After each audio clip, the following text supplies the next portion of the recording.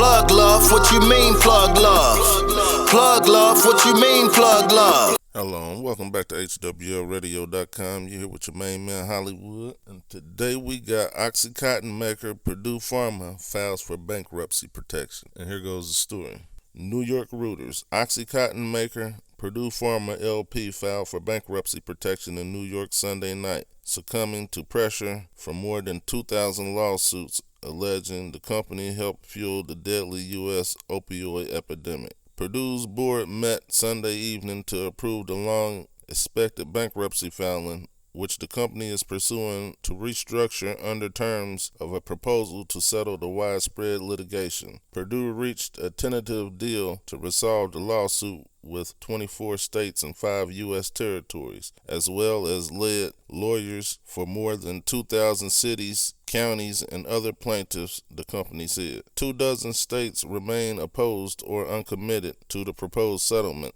setting the stage for contentious legal battles over who bears responsibility for a public health crisis that has claimed the lives of nearly 400,000 people between 1999 and 2017, according to the latest U.S. data. Thousands of cities and counties, along with nearly every state, have sued Purdue, and in some cases, its controlling Sackler family. The lawsuits seeking billions of dollars in damages claim the company and family aggressively marketed prescription painkillers while misleading doctors and patients about their addiction and overdose risks. Purdue and the Sacklers have denied the allegations. Opposing states, including Massachusetts, New York, and Connecticut, want the Sacklers to guarantee more of their own money will go toward a settlement and have questioned Purdue's calculations valuing the overall deal at more than $10 billion. The Sacklers, who would cede control of Purdue and the proposed settlement, have offered $3 billion in cash and an additional $1.5 billion or more through the eventual sale of another company they own, called Purdue Pharma. According to the company and people familiar with the terms, the Sacklers have declined to revise their offer. This is the fork in the road. There are only two ways to go from here, said Purdue chairman Steve Miller in an interview with Reuters. Miller said Purdue plans to argue to opposing states that fighting the proposed settlement will likely result in protracted litigation, increasing legal fees, and depleting value that could be steered to U.S. communities reeling from opioid abuse. He described bankruptcy proceedings as the best hope for finalizing and implementing a global resolution to this litigation. In a statement, members of the Sackler family controlling Purdue said they hope those opposing the current settlement offer would eventually change their minds. It is our hope the bankruptcy reorganization process that is now underway will end our ownership of Purdue and ensure its assets are dedicated for the public benefit, the family said. The outcome of Purdue's attempted bankruptcy reorganization and settlement negotiations will help determine how much money U.S. communities receive from the company and the Sacklers to address harm from opioids. A reorganization and settlement will ultimately need to be approved by a U.S. bankruptcy judge. States suing the Sacklers, including several over the past week, alleged the family improperly reaped billions of dollars from opioid sales despite knowledge of their harmful effects. The Sacklers, some of whom previously served on Purdue's board and are well-known wealthy philanthropists, have denied the allegations. Purdue's proposed settlement envisions it becoming a trust that will contribute to U.S. communities at little or no cost. Tens of millions of doses of drugs the company developed to combat opioid overdoses and addiction, the company said. Purdue values the drugs at $4.45 billion over a decade. The people familiar with the matter said under the proposal's terms, the restructured Purdue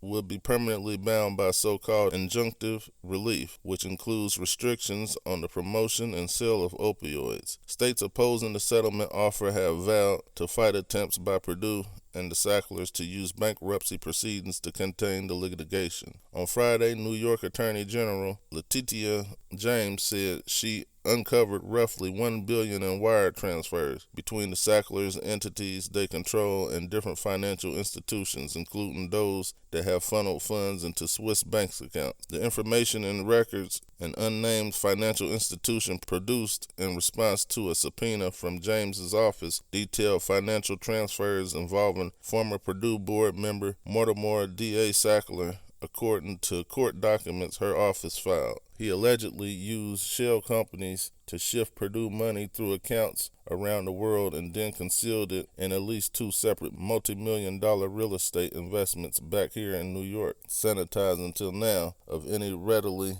detectable connections to the Sackler family. A lawyer in James' office said in one of the court filings, "There is nothing newsworthy about these decade-old transfers, which were perfectly legal and appropriate in every respect," a spokesperson for Mortimer D.A. Sackler said in a statement. "This is a cynical attempt by a hostile AG's office to generate defamatory headlines to try to torpedo a mutually beneficial settlement that is supported by so many other states and will result in billions of dollars going to communities and individuals across the country that need help," the statement added. Purdue, meanwhile, plans to ask a bankruptcy judge to halt active litigation so it can negotiate a final settlement, the people said. But the company is preparing for states to argue their lawsuits cannot be halted by a Chapter 11 filing because their legal actions were brought to enforce public health and safety laws, exempting them from the usual bankruptcy rules that would stop their complaints. Another thorny legal question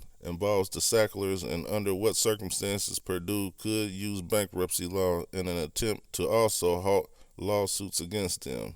Those legal skirmishes could take some time to develop, as Purdue initially must seek court approval to continue paying employees and address routine operating expenses. And as you can see from here, money makes majority of the states go around, but some of them still have integrity and morals, and they stand for something, and they want more because this is just going to be a payoff that don't go to the people. It's going to be brushed under the rug. Ain't nobody really going to know about it until these few states is putting up a fight. So give credit to these few states that are really fighting for the people, because as you can see in here, man, y'all need to find out who all these states are that agreed, because they ain't for the people.